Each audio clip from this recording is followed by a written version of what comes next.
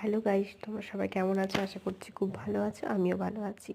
আজকে এখানে সব রকম একটা ভেজিটেবলস দিয়ে একটা মিক্স ভেজ টাইপের করছি।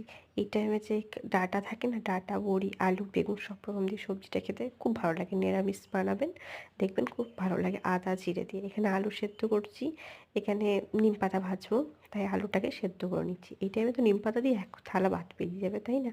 আমার মতো কে কে নিম পাতা লাভার আছো একটু জানিও কমেন্ট করে। এখানে দেখছি আলুটা সেদ্ধ হয়েছে কি হয়নি। হয়ে গেছে, গ্যাসটা অফ করে দেবো। আলুটা সেদ্ধ হয়ে গেছে।